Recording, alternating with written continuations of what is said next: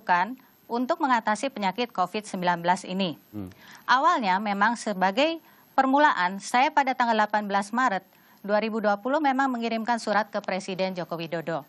Di dalam surat itu saya meminta pemerintah untuk melaksanakan terapi plasma ini. Dan kemudian diikuti dengan pembentukan kelompok, yaitu tim Jawa Bali, yang akhirnya bekerja sama juga dengan bagian Jakarta. Oh, atas inisiatif dari Anda, kemudian Pak Presiden membentuk tim itu, Bu Monika ya?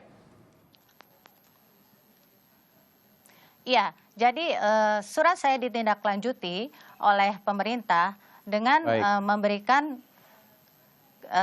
memberikan kepada Kemenkes, dan dari Kemenkes kemudian kita bekerja sama untuk membentuk tim-tim di daerah-daerah yang kemudian bergabung menjadi satu tim di seluruh Indonesia untuk melakukan terapi plasma konvalesen ini.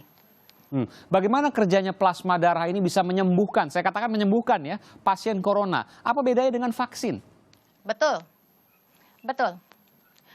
Sebenarnya plasma darah ini, terapi plasma konvalesen ini merupakan salah satu bentuk daripada vaksin. Vaksin itu ada dua macam, yaitu vaksin aktif dan vaksin pasif.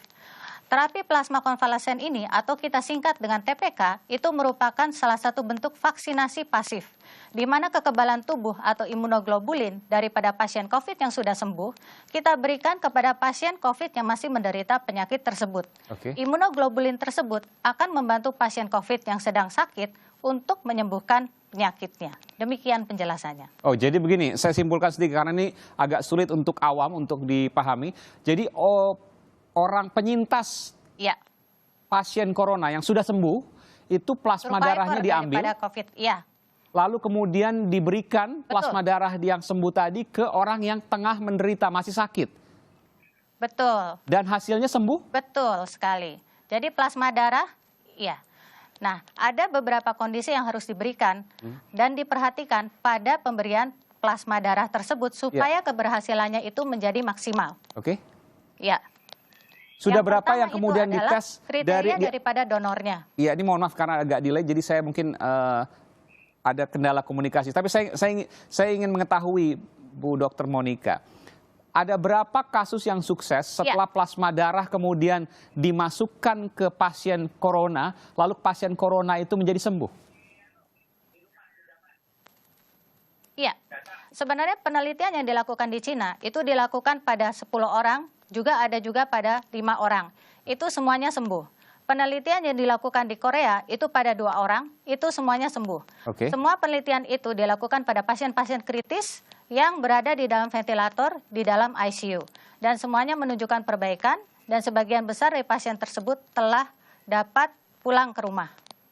Dan untuk di Indonesia sendiri, kita sedang mulai program-program untuk pengumpulan donor.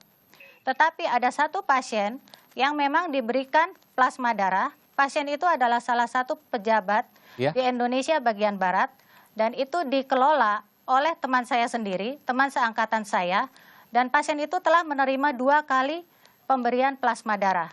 Pada saat datang, pasien itu dalam keadaan yang sangat berat, dan saat ini pasien itu mulai belajar bernafas sendiri dan mulai kembali kesadarannya.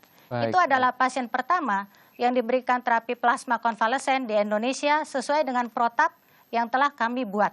Demikian penjelasannya. Tentu identitas, Anda katakan tadi identitasnya tidak bisa disampaikan, tapi ada salah seorang pejabat ya yang kemudian baik, saya akan segera kembali ke Universitas Airlangga nanti, juga ke Bu Dr. Monika untuk kemudian membahas lebih lanjut. Ini ada sebuah harapan baru dalam penyembuhan penyakit corona yang ada di Indonesia. Kita akan segera kembali, saudara, dari kabar baik ini.